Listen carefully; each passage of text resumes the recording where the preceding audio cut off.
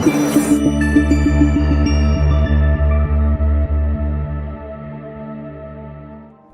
are listening to Veterans Action Report on KGRA Digital Broadcasting. I'm your host, Nick, coming to you live from St. Paul, Minnesota. And I'm Andrew Canales, coming to you live from Evergreen, Colorado. Every day, veterans are struggling with many issues spanning from homelessness to mental health crisis, often leading to 22 veterans a day taking their own lives. There are veterans all around the U.S. leading the fight to help guide our brothers and sisters to a better life.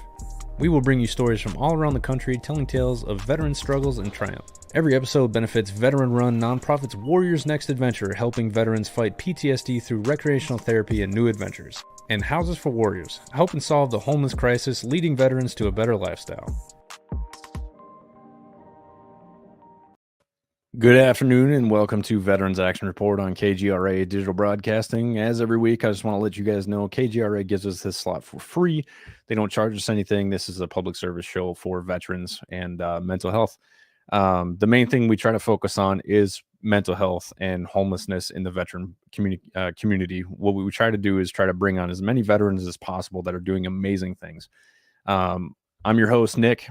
I'm the founder and CEO of Warriors Next Adventure, which is a nonprofit that helps vets with PTSD and suicide prevention.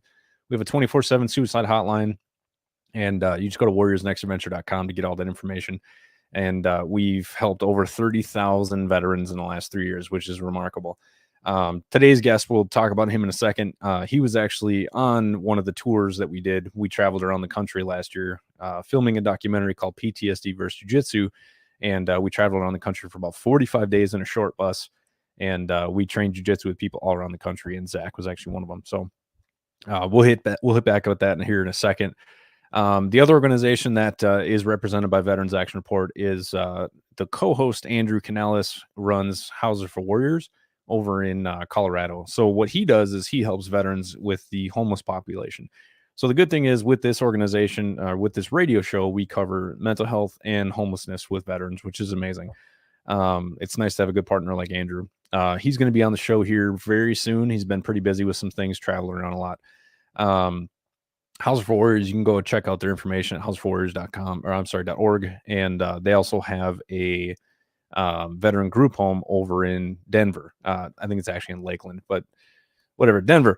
And they can house up to, believe, 7 veterans, which is pretty amazing. And at no cost to the veteran. They put them through a program to try to get them out of the house, not to try to just keep them there for long term. Give them the skills that they need to actually be able to live off on their own, which is pretty awesome. So a couple cool things happening here with Warriors Next Adventure, which is actually going to be pretty sweet. It's gonna be pretty sweet for a lot of different things. I can't really mention it yet. I am going to be in charge of crowdfunding and also veteran casting. So any veterans that are interested in some sort of role in a film / documentary series, go ahead and hit me up at warriorsnextadventure@gmail.com. Or you can send me a message on Warriors Next Adventure Facebook. You can also, like I said, email me at warriorsnextadventure@gmail.com. I can't really say too much yet, other than A, it's going to be awesome. B, there's going to be some celebrities that are actually a part of it as well. I'm on the production team. I just had an interview with those guys here about 20 minutes ago, which was awesome. And we have some pretty amazing people that are going to be on this thing. And it's going to be a docuseries. Our goal is Netflix or Discovery Channel or History Channel. It's going to be pretty sweet to be a part of that. So I'll be releasing all the info on that very shortly. Likely going to be talking about it a lot because it's going to benefit Warriors Next Adventure massively. Anyway, so let's get to today's guest. Zach Pennington is actually a We Defy Foundation ambassador as well as me.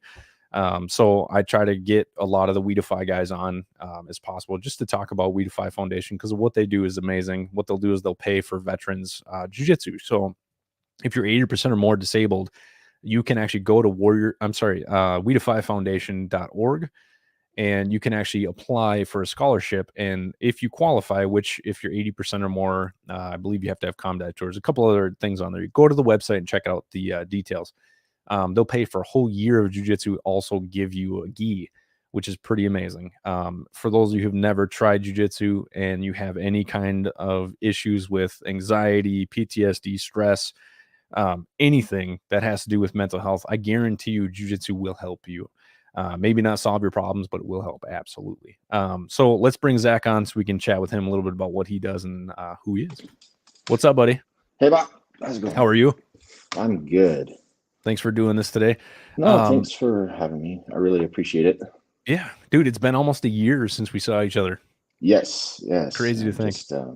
Yeah, that's like kind of how I met you, like doing that. And then I was really enamored with your project at the time, and still am, obviously. That's why I'm here. And it's just, loved watching what you're doing, and, love seeing the strides that you're making. So far as, taking it from W&A to action report and this, you're definitely just keeping yourself as busy as you possibly can. Yeah, I'm all over the place. My goal is just impact as many people as possible, and in many different facets. Which Veterans Action Report, Warriors Next Adventure podcast was essentially the same thing. It's just a different name with a bigger voice. That's really about it. And then Gotcha. Invoke Change, I started that about a month ago, and it's been awesome so far, man. I'm pretty excited. Yeah. So, you have some amazing things about you, which I think is, you're a lot like I am. You have multiple different hobbies and interests and things that you do. So tell us a little bit about who you are, what you did in the military, and a little bit about yourself. Well, I'm human like anybody else.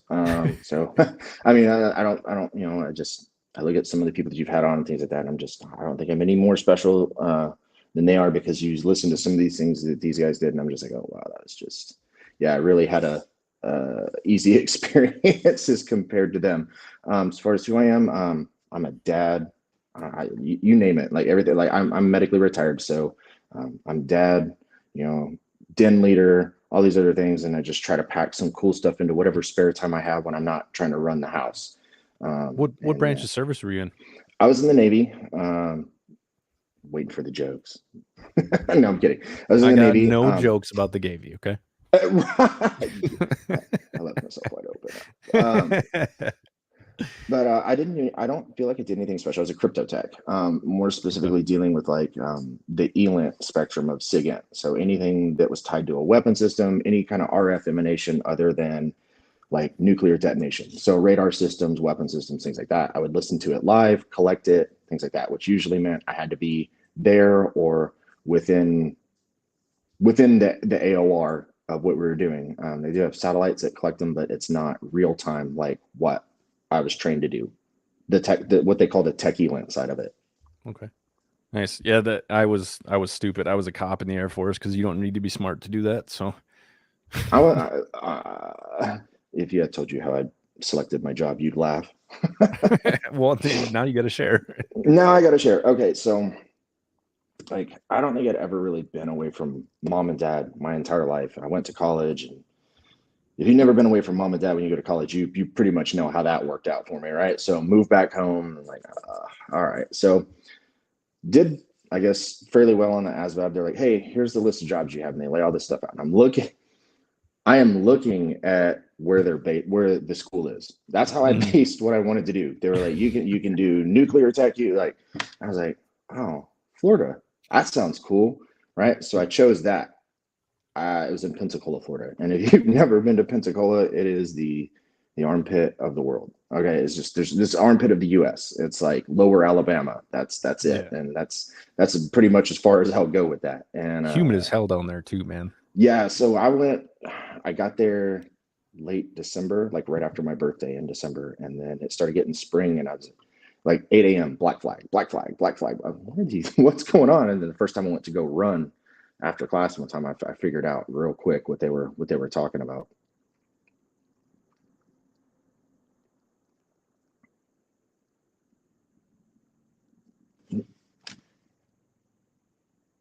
I've lost the audio on you, boss. Stand by. Sorry about that. Oh, no, you were muted. Yeah, I was down in Pensacola back in 2007, and we were down there for what we call Brave Defender, Gotcha. which it was so dumb. It was fun because we got to do shoot houses and everything, but we're down in in the armpit of the United States, and it's hot as hell. And we're running around in full gear, shooting at each other in sim rounds with the alien helmets. Man, it was obnoxious. I like it. That you get down by the beach and it's really nice. But you go about 5 miles inland, and I mean, you have to experience it. And I know you know what I'm talking about. But you get about 5 miles inland from the beach, and you experience a whole different person. Oh yeah, for sure. It was the same in. I was stationed in Goldsboro, North Carolina. So like Gotcha. when you get out to the coast, I mean, yeah, it's nice. But like when you're in Goldsboro, in the middle of nowhere, it's hot and humid. I'm from Minnesota, so like I love where I'm at right now because like right Right. now it's like 45, 50 degrees. I'm cool with that. What's that like? It's like almost 80 degrees outside right now. It's too hot down there. My sister lives down in Mansfield, and every time I go down there, dude, I'm just melting. She's not far from me at all. Yeah, this is only rampant. It's only starting, honestly. Yeah. Once you get It's too summer, much for me. Yeah, I don't mind the heat. That's kind of I just don't do so well with the cold. And so like, people are like they get 60 degrees. I'm sitting there like a full jacket on because I absolutely cannot stand the cold. Yeah. Yeah, I don't know. It's funny when people visit from out of town, and next thing you know, it's like 50 degrees or so, and they're wearing like parkas and wearing like t-shirts and shorts. It's like, what are you doing, weirdo? Like, oh, Yeah, you're not from no, here. like, and my mother-in-law, she lives up in Maryland, and we go up to visit there. Oh my God, during the summer, it's so nice. I'm like, yeah, this is nice. Come back here. I'm like, why did we leave? Well, Minnesota in the summertime is great. It's like 70s pretty much every day, 70s, 80s. Very occasionally hit the 90s, sometimes hundreds, but it's very rare. But there's 10,000 lakes up here, so Yeah. on a hot day, you're either inside in the AC or you're out swimming. One of the two. Nice. All right. Yeah. So I want to talk a little bit about jiu-jitsu, man. Okay. What rank are you? I'm a one stripe brown belt. I've been doing this for 18 years as of March 17th. Yeah, you kicked the shit out of me when I was down in Texas when we were rolling together. That was Dude, catch wrestling. Sorry about that. Your guard control is unbelievably strong. You got that retard strength, man. Like you grabbed me and I'm like, crap. I tried breaking your grips like 6 times. I couldn't do it. So along the way, I've injured my shoulder several times, and most people would be like, I'm just going to sit out and wait. And when I was at Chavarros, actually, after I got my surgery, when I finished up my scholarship, I still continued to go there until we moved. And one of the guys was like, just tie your arm in your belt. What? Like, I'm sitting there with a sling. He's like, no, really, just take your arm and tie it in your belt and learn to play guard. And so that's what I did. I took my arm, I tied it in my belt, and I just one-handed, and I would play guard. And that's just kind of how I did. And then when I injured my back, and I had to have a fusion, it was kind of the same thing. I couldn't really stand up with people anymore. So I had to really develop that to hold them and just be as annoying as possible to keep them where I wanted them until they did something stupid and I could capitalize on it. Yeah, I'm not gonna lie. I was frustrated trying to get out of your guard, man. Usually I can get out. It's pretty rare that I just sit in somebody's guard. Usually I'm out and I'm doing just fine. But man, I couldn't get out. Your gym is amazing. I still have. Grab it here. Hold on 1 second. I still keep my Jiu-Jitsu Tech coin on my coin thing. Yeah, your coach gave me this coin. It was amazing. So we moved over the summer. I'm a little bit further. Where am I? It's east. I'm a little bit further east. And so, how I said, like, it was just kind of a beating to drive there. It was. So I unfortunately, like, I tried it for a month once we moved here, and I drove every day back and forth to teach the day class. And even at noon at lunch hours, it was 45, 55 minutes or more. Right. And so I love Rob. I need to go back and I need to say hi. Sorry. I need to go and say hi. But like, the traffic is such a beating. So I'm actually out here closer to Weedify headquarters at CJJF with John Hunter, who's one of Alan's black belts. Oh, nice. Yeah. So, I guess I probably should have. Like, I kind of feel like I set you up for failure on that one, but no, I absolutely love Rob. I love like all the guys there. Several of them still come out and visit at the house and stuff like that. It's just we got to do it on the weekends and stuff like that. Sure. And, honestly, up until the last couple of weeks, I haven't been able to do anything because of my neck. Yeah. I mean, I drive about 30 minutes to my gym. Yeah. So I mean, it makes it very easy to make excuses as to why I can't go. Dealing with some arthritis stuff in my hands recently, I just kind of, taking some time for myself. Plus, I've been so busy. We're building that race car, the street Yeah. stock for the race team this year. And, there's so many small little intricate parts that we have to get in there. It's like building engines is like Legos, for adults, Oh yeah. And when you your know. hands don't work for you, that's, that was that way with that guitar that I built. I was like, dude, I'd get one of my younger boys in here. I was like, hey, I need you to thread this for me because I can't do this. Yeah, it's been rough, man. Like there's I mean, I've just been using drills instead of using my hands. I get it loose, just get all the bolts loose and then I'll just use a drill. Nice. You're not really supposed to use drills on engines, but if you're not stupid, it works. Yeah, I think that's kind of one of those, like, if you don't have common sense, don't do it. But if you Exactly. have enough common sense to know, hey, I'm gonna over torque this, like, I think you're good. Hey, just one ugga dugga, you're good to go. So Yeah. I actually got I got a 350 Chevy small block sitting in my garage right now. Bought it for Nice. $100, and I'm like, well, I'm gonna just practice. I'm gonna tear it apart, put it back together. That's honestly, I watched my dad do that for years. I'm kind of mechanically stupid, but I watched my dad do that for years. He would sit there and just tinker, and I asked him to kind of explain it to me, and he would explain it in like some weird galactic Martian language. And I was like, dude, no, yeah. And he was like, you're not listening. I listen when no, I am listening. You're just not speaking English. Yeah, So, yeah. We got a guy named Gary who's been just absolute awesome dude.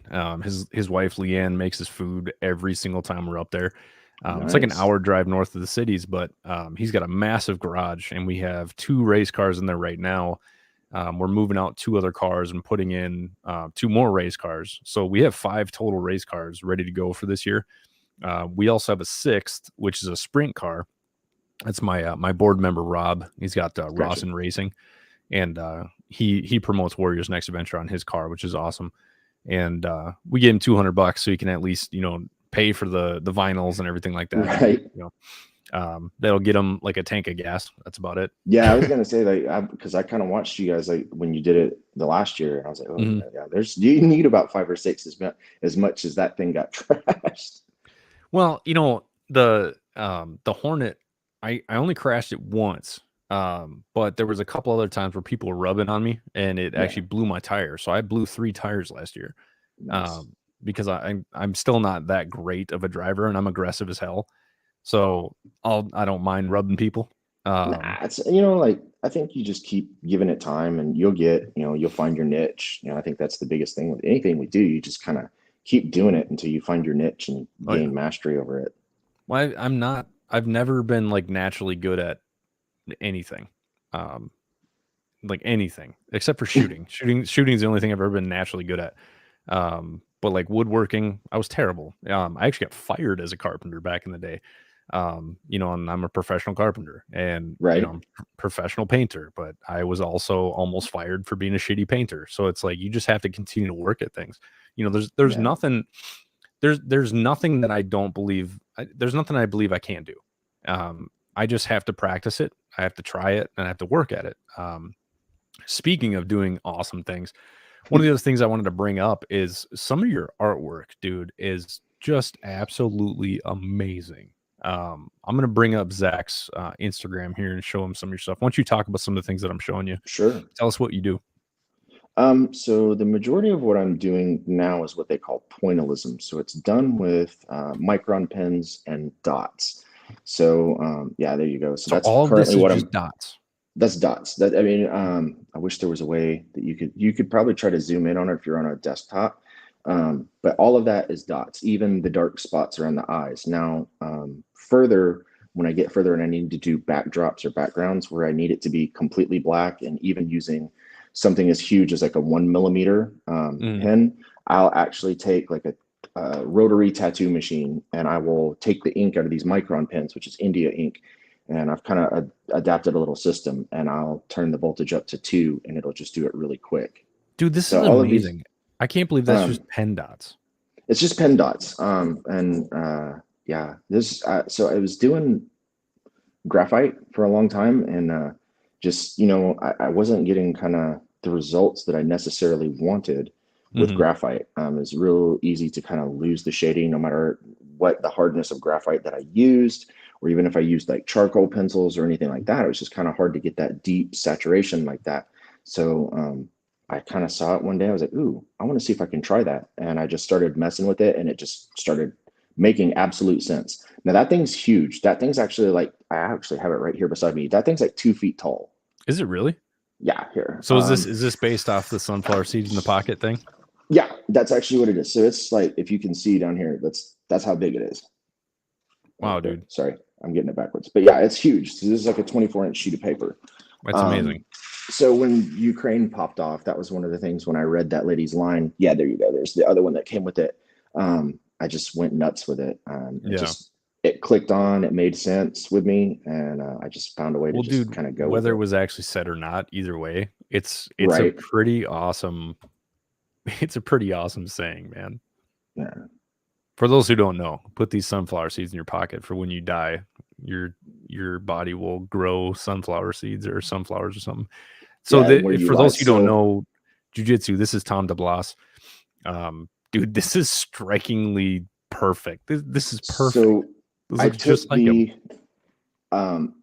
the cover of his book. He posted on his Instagram page. So when I print these off, they're really, really small. So, Yeah. and I'll take them, and like I showed you, I have a grid that sits on the wall, and I'll put them on a grid. And so whatever falls within a certain size grid, so whether it's 1 inch, quarter inch, things like that, I'll sit there. Yeah, that should show you exactly what I'm doing right there. Just dot, dot, dot, dot. That's how it works. Man, that's And crazy. what you can't see, because the camera won't pick it up, there's very, very faint outlines where I take Mhm. a HB pencil, and I just kind of take a very faint outline, and it just kind of fades into it. But with Professor DeBlas, the reason I wanted to do the BJJ Greats series was when I had my spinal fusion, I could not find, I was so used to playing on top from training over at Professor Shabaro's over at Mhm. HQ, We Defy HQ. And I couldn't do it anymore. My back just wouldn't take it. So my professor said, why don't you try half guard? And then once I started looking up half guard, his instructionals started just popping up left and right, left and right. Yeah. And sure enough, like, there's no other, in my opinion, there was no other greater person to learn half guard from. He actually on Facebook, and he actually responded and was like, oh, wow, this is great. I got to message back and forth with him. I offered to actually send him the hard copy. He said digital was fine. My offer still stands. I'd actually love to like be able to like go and meet the guy and pick his brain, because I want to say I don't know him personally. I want to Yeah. say from what he does share, though, his past and my past kind of, there's some parallels there, and I'd like to kind of pick his brain and just really see how just how he's kind of overcome some of the things that he's overcome. Yeah. No, So I'd like to read his book too. you'll see I kind of pick a series and kind of run with it, and then you'll see where I'm like, okay, I get kind of tired of it, and I move on. Like I So want to do all the characters from it, and I just kind of, this you know, this is something that's absolutely amazing too. This guitar that you're doing. Again, for it's those of actually you not, completely finished. oh, is it It is. nice? I don't think I posted. There might be some video there with it, with me playing it. So these are acrylics. I was an old oil artist at first. There it is. That's when I just Wow. strung it up, and I wanted to take a quick picture of it. I was an old oils artist, but oils take forever, and if you put oil on wood, it'll never dry Hmm. without some kind of weird varnish over the top of it. So Yeah. I used acrylics with a gel medium so that it would act like oils. And then for the black, I used leather dye and then covered it. There it goes. And those of you that are just listening on KGRA, go ahead and check out Veterans Action Report YouTube. You can see a lot of these videos that we're talking about here. That was actually me testing that thing out. So I wanted to do this Amazing. as easy as possible. I hate soldering and things like that. So Jim Root is one of my guitar inspirations, and so he came up with his own EMG pickups. They're actually passive pickups that have an active preamp. So I'm probably talking like weird science to everybody right now. So basically, it's an active pickup that would just pick up the sound like it normally would, but it takes the sound and it amplifies it through an internal preamp and blows you away. So that's how he gets the sound that he gets. Nice. He uses that double humbucker Jazzmaster like that. So that's where I kind of came up with that. But obviously, I didn't want to directly copy something that he did. I wanted to have fun with it. At some point, like I said, I was wanting to get an ash or even mahogany body and do another one of these, and just let somebody say, hey, I want it. Like, not even just build a guitar, just paint the body, throw the clear coat on it, and throw it up and see who wants to grab it and what they do with it. Yeah. Yeah, that's awesome. We had a guy in high school actually build a couple guitars, and it was pretty cool watching him get all that done. And then my buddy Zach Jeffries, he actually Right. he's a handcrafter, so he does everything with hand tools, like no power tools. It's pretty sweet, some of the shit that he does. And That is he does it takes skill, man. Like, he tried to yeah. show me how to do some things, and I'm just like, man, this is going to take months for me to learn how to do this thing.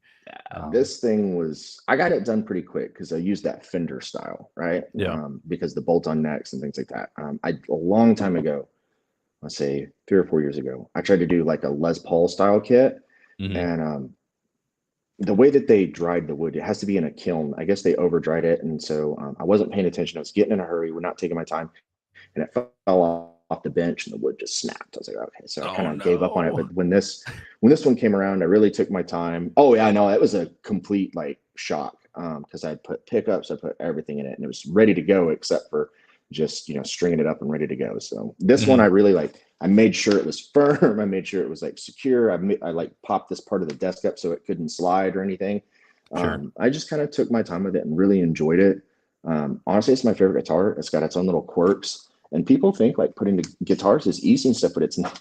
It's really not, like, because it's more than just running a string over. There's like this thing, it's called a nut at the top, where the strings, and they have to be at a certain break angle. If you put them over, the strings will buzz or you'll get dead notes. So I'm sitting there with these stupid files and sandpaper, like just a little bit at a time, making sure it's got this certain break angle. Sure. It's a lot. It's gotta have different levels too, especially on the neck with all the different what do they call it? The dividers for the notes. They call it the action. So on the frets, so this one, I got it as low as it would go. Common for a Fender, and this is like a machinist ruler. So common for Fender is like, I want to say 5/64 of an inch, right? Which is like, it's not even, you can't even see it on there, right? Yeah. I got this down to 4/64 of an inch without any buzz at all. And then certain strings I had to go back and file the nut just to make sure that break angle was there and it was pulled tight enough. But yeah, this one's definitely my favorite.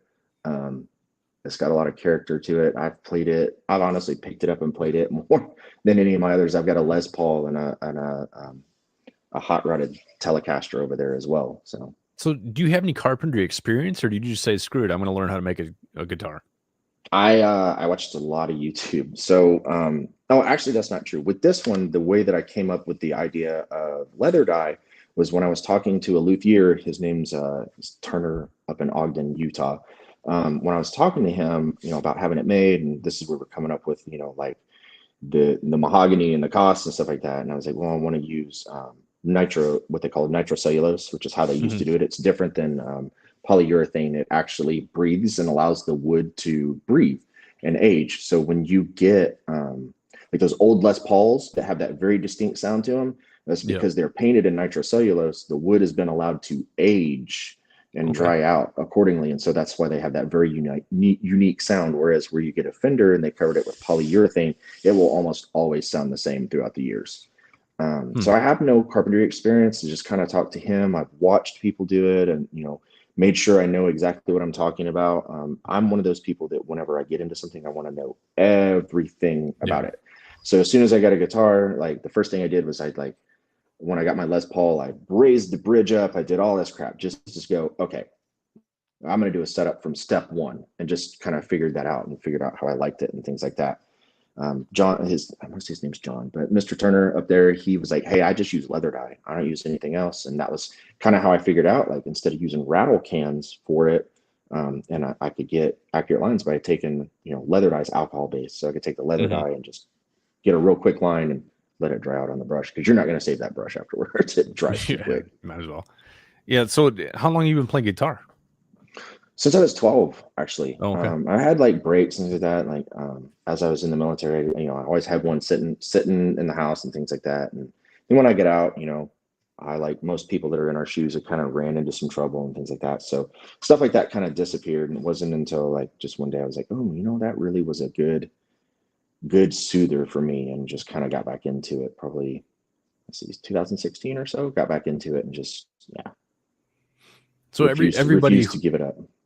no, that's good. That's good. I started playing when I was maybe 14, but I'm terrible. I never actually put the effort into it. Like I would sit and play for an hour and then set it down, play for an hour, set it down.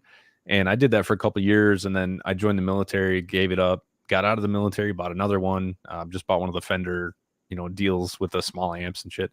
Yeah. Played that for like 6 months and then realized that I don't have time for it and I suck. And so I gave it up again. Like an hour a day is really, honestly, that's not bad. Like I said, I got 4 kids in the house right now. One of them's grown, and she has her own job. She just graduated college, so she's hanging out with us till she kind of gets up on her feet. Sure. But I got like 3 kids in the house that need me. So honestly, like until 8:30, 9 o'clock at night, man, I don't really get to touch that thing. Maybe if my wife's sleeping, but I got to do it through headphones, and it's not the same sound, honestly, as Sure. running it through an amp or running it through monitors and things like that. So I maybe get 30 to an hour, something like that, because the house still has to run and things like that. So that's really all that you need. I think a lot of people confuse that they need like all this high-end gear and stuff like that. You don't. I have my MacBook Pro, and I run amp simulators through that. That's it. Oh, nice. They make some really great programs that emulate and simulate modern amps almost directly. You pay $20 a month. You don't have to have this huge piece of gear unless you're wanting to go out, and tour and things like that. You don't have to have this huge piece of gear that's like pissing off your neighbors and stuff like that. You can pop headphones on. You can pay $100, get some nice studio monitors. You can do whatever you want. And I actually my external audio interface. It's a Focusrite Claret Pre 2 USB. Yeah. I can actually just plug in a guitar right in the back of it and actually use the amp directly off of that onto the computer and just. That is actually the I run the 2i2, so that's actually nice. Almost the exact interface I use. Yeah, Scarlett's really nice. Yeah, I just have to turn the latency down a little bit on it. That's it, because it's got that latency. But if you ever want to mess around with that, it's called STL Tones, and they'll give you like STL Tones, and they'll give you a really cool 10-day trial. The suite that I found that I like the best, they have what's called Amp Hub and Tone Hub, but the one that I like the best, it's Will Putney from Fit for an Autopsy. It's his entire suite that he takes and he produces records with. Really? And I absolutely, that's the only one that I've used at this point. I've basically canceled Amp Hub. I don't ever use Tone Hub anymore. I'm one of those people that instead of like chasing someone's tone, I find my own. I just leave it. So once I got his, man, I throw it on that. I love it. I just got to change the EQ a little bit, like depending upon which guitar I use, because each one's got their own little characteristics. Yeah, I have an acoustic, and I was playing it for a while. My youngest daughter, she's autistic, and anything that moves or makes noise, she's just directly drawn to it. So, I left it sitting out one day, and she walked up to it and started playing with it, and it was adorable watching her because she was playing tones, and it actually sounded pretty decent, right? She wasn't using her other fingers; she was only using one finger. And I was like, you know what, screw it. I'll just let her play with it. And she ended up breaking like 2 or 3 things on there. So I just gave it to her. It's like, it was $100 acoustic, whatever. Yeah. So she'll take it out sometimes and just play it all she wants. I love it. Well, it's not gonna hurt her, honestly, no. And you have to think of it like, I get, like some people be like, well, I spent money on it, but also you have to look at it. I have a 7-year-old and he's ADHD, man. And he's like, he is all over the place, and he'll be kind of rough with stuff. I usually sit him in my lap. I let him strum, and I'll move my hands, my the fretting hand, and let him have, hey, calm down, things like that. But honestly, like, even if he did break a string or something like that, it's something that I know how to repair, and the experience that I get sitting with him, right? And he'll come back the next day. I want to do it, and until he kind of moves on to the next thing.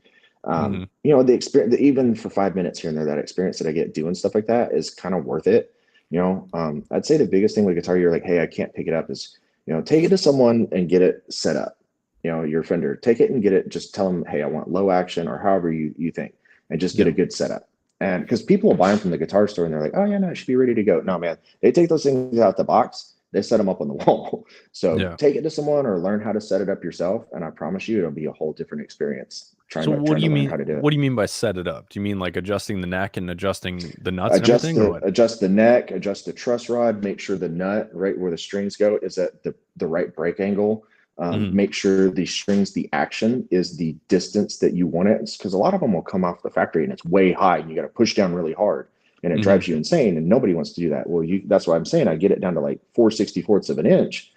Then you barely have to touch it. I just Yeah, barely have to touch the that's barely fretboard. any pressure. Yeah. And so then you have a whole lot of easier time doing it. And I think that's the thing. A lot of people are like, oh, I got to have this great expensive guitar. Look, man, I have a Les Paul, a Gibson. This thing was like $1,300, and I have the one that I put together. I honestly prefer the one that I put together than I do the Gibson. I mean, I have the Gibson set to the same tolerances, but honestly, maybe it's just because I put it together. But I'll tell you this. There's a lot of pride in that too. You know, you did that. There's a lot of pride. I did that, but I set it up exactly how I wanted it from the get-go. Yeah. Yeah, it's pretty awesome. I decided, I want to say my senior year, me and my buddy Chris and one of my other buddies, we're gonna start a band, man. And we played together and we were just terrible for like 6 months. And it was great. We had so much fun. Even though we sucked, we just like getting together and playing. Oh yeah, that's what I did that in high school. Oh, go ahead. Go ahead. You're good. I did that in high school, man. We there's like 4 of us, and we were just awful, but like we still would go and play a little local stuff and stuff like that. It's just I think that's the that people don't understand. Everyone's got the dreams of like, oh, I want to be the next Metallica. You know what? Don't worry about that. Go have fun. I think that's the thing that people miss. They miss like going and having fun. They miss the point. And they take it so serious. They miss it's like, hey, go have fun. Well, and then they listen to people who tell them no or they can't do that. You know, the amount of time, dude, if I were to listen to people tell me that I can't do something, do you think I would have done anything that I've done in the last few years? No. Like nobody supported me off the bat. If you were to ask anyone that knows me, like my wife's got the little one out right now because she was like, she's like, hey, I want to keep it quiet because he'll be in here like buzzing in our ear. If you were to ask her when anyone tells me you can't do something, anyone that knows me will tell you my direct answer is watch me. Yeah. Like almost immediately. I just say, why not? Watch me. Yep. Why it's in the thing that I teach people all the time is the only limitations that we have inside ourselves are the ones that we put for ourselves, right? You can limit me all you want, but that doesn't mean a thing. It means nothing to me because my limitations are the ones that I set for myself. And for me, I don't really have any limitations. And that's why when I tell people, watch me do this, they're like, oh, you can't do that. I'm like, watch me, right? Will it be perfect? Probably not. But I have more pride knowing that I did something than anything. Like that cabinet I just built in the garage. I had a space that was just sitting there. And I'm like, it'd be really nice to have a cabinet that I could pull out on wheels, that I could also use as a table if I need to. And so, I built a wood bench and I got a chop saw on there and a bunch of other things. And I put up all my tools and everything. So everything's all nice and neat. But the last thing I was missing is something for that space. I just had a bunch of shit thrown in there. I'm like, I'm just going to build a cabinet. And then, my mom is the worst at this. She's like, why don't you just go buy one? Like, no, I don't want to just go buy one. I actually enjoy doing this. She's like, yeah, but it takes time. I'm like, I know, but when I'm done, I get to look at it and go, I built that, right? It's not even that. It's like, it's the little nuances, right? Like maybe it's not perfect. Maybe there's a little space between here and there, but you know what? You're going to look at that and go, yeah, I drove myself nuts trying to close that gap, but still looks, and most people wouldn't even see those little things like that. Oh, exactly. Like I drove myself, you'll look at it and go, yeah. And I think it's the experience. I think a lot of people miss that. They get so caught up in meeting the end, getting to the end of it, that they forget to enjoy the journey. And I think that's what jiu-jitsu is really about, is enjoying the journey. That's one of the things you were saying, like it's whether you just decide you want to get to a blue belt and stop, or however long you want to do it, right? I haven't been doing this for 18 years because my ultimate goal is to get to black belt and stop. It's because it's a method of sanity for me. It helps me understand the world. It helps me in so many different aspects. And I got so caught up at some points in trying to get to the next belt that my old professor, Rob, he has set me down. He's like, look, man, like the reason you're at where you're at is because people didn't look at you as a human and they advanced you too early. He said they didn't look at you as a whole. They only saw one aspect of you. right? He always looked at us as how we performed outside of the gym as well, like what our life looked like outside of the gym. Like, were Mhm. you a mess, or things like that. And so it's why I spent so long at purple belt, because a lot of things didn't align. My maturity and things like that didn't align. I had to learn to enjoy the journey and quit worrying about where I was and quit worrying about other people. And people that know me will hear me say this a many times. Comparison is the thief of joy. You Oh compare man. yourself to this person, to that person. Dude, you're not those people. You'll never be those people. Just shut up, enjoy the ride, and have fun. I know it sounds really abrasive, but there's just no other way to put it.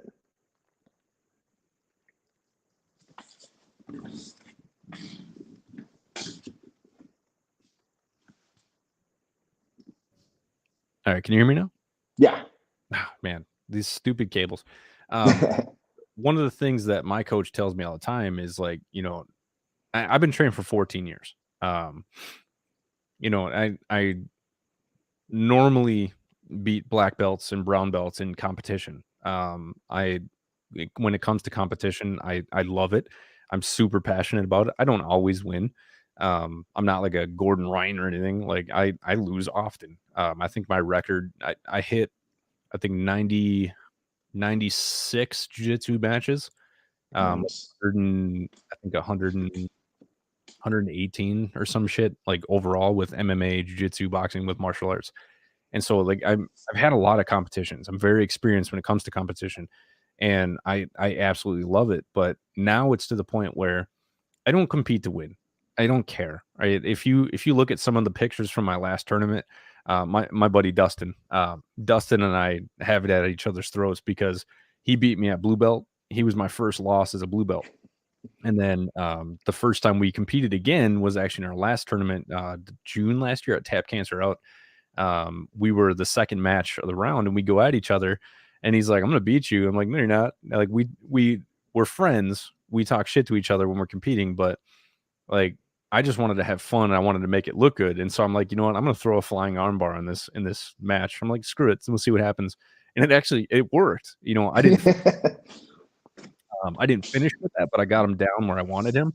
And then I do this double shrimp armbar that I teach people all the time, and I ended up getting him with that armbar, and it's Nice. my specialty. And I try to do that specific armbar in every single tournament just to show people that if you practice something, you get good enough at it, you can do it even when people know that you're going to do it. And so Uh, a lot of the white belts that I train with, I tell them all the time, like, "Hey, I'm gonna double shrimp armbar, or I'm gonna knee bar, one of the two." And that's all I do the yeah. whole, you know. So But I want to say it was Professor Brad Scott. He used to come over to Rob's all the time. Love this mhm, guy.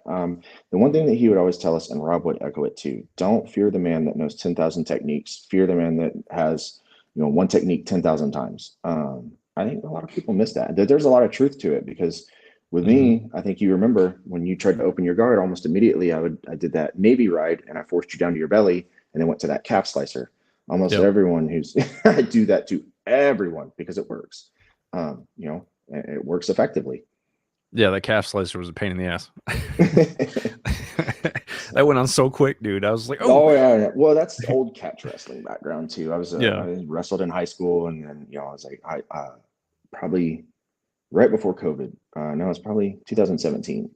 Neil Mellinson was traveling around, and he happened to be up in Maryland at the time, like at one of the schools. He's like, "Hey, look, I know it's like the day after Thanksgiving, but I'm stuck here. If you guys want to come down, I'll charge such and such for an hour for a private lesson." And Nice. so I wasn't able to go, but I was able to connect with him, and so we started meeting up via Zoom and doing Mhm, stuff. And then that's where it just took off. Once he started showing me that, and how bad it could get with leg locks via catch. mhm. No, no, no. That was, yeah, it was ridiculous. Yeah, it's crazy when you really start focusing on something. And so I'm known as the armbar guy at my gym. Um, and it was starting to bother me that people thought that that's all I knew. And I'm like, "That's not true. I do a lot of different things. It's just I see arm bars everywhere, dude." Yeah. And it's like when you're hyper focused on somebody, it's always going to be there. Oh yeah. So I decided to hyper focus on knee bars. And, there was one night I think I knee barred every single person at my gym just to practice it. And I told them I'm focusing on knee bars today. And Yeah. so I got six different, being in guard, I got six different knee bars just from guard. and how to bring people on top of me and essentially bait them to try to pass. And as they pass, I just roll into the knee bar. And that's it's beautiful. what's his name? Rusamar Palhares. He has a really good series on that, actually. Really? Yeah. Google him later. He's gargantuan. Like, he makes Andre Galvao look small. And the guy's kind of mean. Like, Galvao's monsters too. But like, the guy's kind of mean with his jiu-jitsu, but he will, like, it works. The guy's a monster. Oh, that guy. He was the UFC fighter that like essentially started to get banned, right? Oh, honestly, that might be a different guy I'm thinking of. You may be thinking of what's his name? The other guy. He broke like 6 dudes' ankles because he didn't let go after they tapped. What the hell was his name? Frank Mir was bad about that. Who's the guy? Oh, it wasn't Frank Mir. It was I think he was either Brazilian or the Cuban Stump is what everybody calls him. I can't remember his name right offhand. I've been hit in the head too many times. Same here. I'm sure we'll remember after the show. Yeah. But yeah, that dude was nuts, man. He was super skilled in what he did, but man, he was a dick because he never let go. Like my goal is to never hurt anybody. Every MMA fight that I ever had, I ended up hurting somebody. And like one guy, I broke his shoulder, his elbow, and I broke a hole in his face. And so after the match, I walked up to him. I'm like, dude, I'm so sorry. I was like, I feel terrible. Like, let me buy you a few drinks. He's like, bro, it's an MMA fight. I was like, I know, but I feel bad. I was like, you're too nice to be a fighter. I went through that for a long time. I'd be like, sorry. And there's a guy over at my old gym, Jeff. He was like your friend, like where you just kind of one up each other all the time. Yeah. He made it. He's been doing it longer than I have, a little bit more consistent because I've had injuries and things like that. But he made it to black belt. It is like, honestly, we would just sit there and just talk mad crap to each other during a round. Oh, you're going to do this? Okay. Oh, this again. Right. And that's, I love Jeff. And that's one of the things that, I enjoyed the most was having someone like that. And it's just, I love someone that just keeps you like that. So me and my buddy Stefan are a lot like that. Like we'll literally be talking about, like, I don't do them, but we'll talk about like psychedelics. We'll talk about aliens. We'll talk about all kinds of crazy shit. Like while we're going hardcore, trying to destroy each other. And then next thing you know, like one of us will be trying to put a choke on, and we'll just lean in, just go, you smell so much better when you're awake. Yes. See, Jeff does that to me. He's like, ooh, clean ghee. I'm like, yes. All right. Oh, you actually showered today. Well, yeah, there's the ones that you can sit and shit talk with where that it's not, you're not actually trying to hurt each other. You're just trying to make each other laugh. Those are the guys that I really love rolling with. I think people miss that. Like they're like, outsiders looking in, they're like, you guys are like trying to maul each other. No, this is done out of love. Like you have to have a certain level of trust to get on the mat and be like, strangle me, right? Like, yeah, exactly. Some people pay extra for that, but that's not really why we're there. Like you have to have a certain level of trust to trust somebody to to set in a choke or something like that. And that's kind of where my neck came into play. Was I got arrogant with someone. I didn't know them. They were from an outside gym, and I did what I did to you, just kind of pissed them off over and over and over, and I paid the price for it. Yeah, I don't get that. My thing is, I won't, when I go to a gym and I notice that somebody's kind of being a jerk, I will not roll with them because I got nothing to prove. I'm not trying to get hurt. Nowhere. Yeah. This honestly came out of nowhere. The kid was a white belt, and I say kid, he's younger than me. Like I have to be like the guy's younger than me. So basically, anybody that's younger than me is a kid. It came out of nowhere, and I honestly think that he just got frustrated and got trapped in the moment. And there was ego on my part too, being a catch wrestler. I should have, when it started getting uncomfortable, knowing that I had a disc in my neck at the time, I should have been like, hey, you know what? You don't have it, but just to keep myself safe. But I was like, nah, I'm not gonna let this white belt tap me like this, and it just next thing I know, man, it's done. It wasn't even like 3 hours later. It wasn't until like 3 hours later. I was like, wow, something's not right here. And when I broke my neck in 2016, somebody had me a head and arm choke, and I jumped, and I usually jump and twist out of it, right? If it's loose, right? But it was tight, and this guy talks a lot of shit. And I'm like, I'm not losing to this guy. So I jumped and spun out of it. My whole body twisted, but my neck didn't.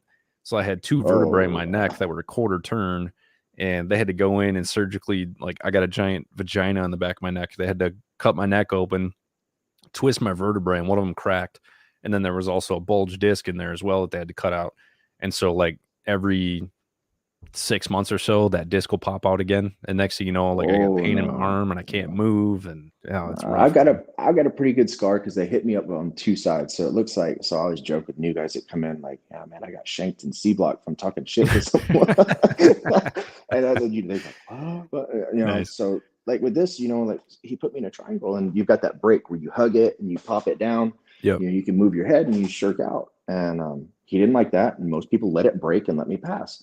He didn't like that. He took his other foot, stepped down on the top of his foot, the insole right there, the instep. And I was like, okay, tight. I guess he was going for a choke. I was like, okay, that's tight, whatever. Felt a pop. No more than just, if we did this. And I was like, okay, cool. I rolled with my professor, rolled with the guy that was teaching the seminar. 3 hours later, I was dead. Dude, mine was like instant. Like I stopped and I couldn't move. That's the way I am though. Like, most people that know me know I'll keep going until something breaks. And even then, unless it's really going to stop me, I won't quit. But then like a week later, my wife was like, hey, let's go get a massage. That usually helps you. And so the lady's doing this in the back of my neck and I feel electricity shoot down on my hands. My face. I said, you need to stop. You need to stop. Something's not right. It was weird. It probably didn't help. My coach took his belt and wrapped it around my head and he put his feet on my shoulders and was pulling doing traction. It helped. It felt better, but dude, my neck was so jacked. And then my dumbass went and competed in a tournament about a month later and I won. But in the championship match, somebody had me in a triangle choke and I fought out of it. And at the end of that, I'm like, I need to go to the doctor. I'm done. I need to go to the doctor. I'm screwed, man. Oh, I don't know about wrapping I don't know about that. Like, that's a whole new level. Yeah, dude. It helps because you're just pulling tension. And it worked. But hey, dude, we got about 3 minutes left. I just want to tell everybody, go check out WeDefyFoundation.org. Like I said, me and Zach are both ambassadors. It's a fantastic organization. You got like 2 minutes to go ahead and prop out WeDefy. Oh man. Okay, I'll try to make this because I've been with them since like 2016. I got to train over at headquarters with Professor Shabara and actually with Joey. Don't let Joey's disability fool you at all. That dude will hem you up about 8 ways from Sunday. Everybody over at that gym, world class. I can't say enough good things about the organization.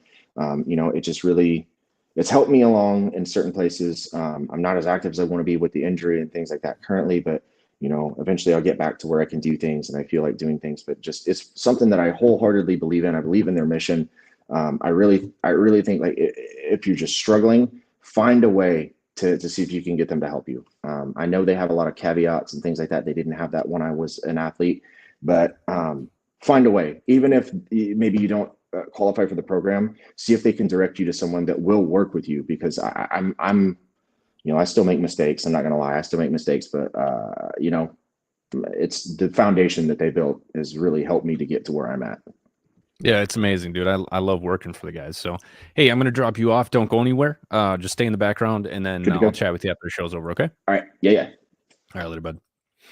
Thanks for tuning in, guys. We only got about a minute or two here left. I just want to say thanks again to KGRA Digital Broadcasting for giving us this opportunity. You guys have helped me project my voice much farther than I ever thought I could with Warriors Next Venture podcast. We still do that podcast here and there, but it's more so whenever we want to. This is nice because it's weekly, and I get to continue to, introduce people to the community that they may not know before. So I utilize this voice as much as possible to help promote different people and also talk about mental health and different things that help, like art forms like Zach does and, jiu-jitsu. Check out WeDefyFoundation.org. Those guys are amazing. Go ahead and check out WarriorsNextAdventure.com. That's the organization that I run. We got a 24/7 suicide hotline. And then also go check out HousesForWarriors.org. They're the ones that are helping veterans with homelessness over in Colorado. Also, if you guys want to pitch in, help us out, Veterans Action Report /Patreon. It really helps out. It's like $5 a month. That'll at least help us pay our bills. So thank you guys. I'll see you guys next week. Perfect.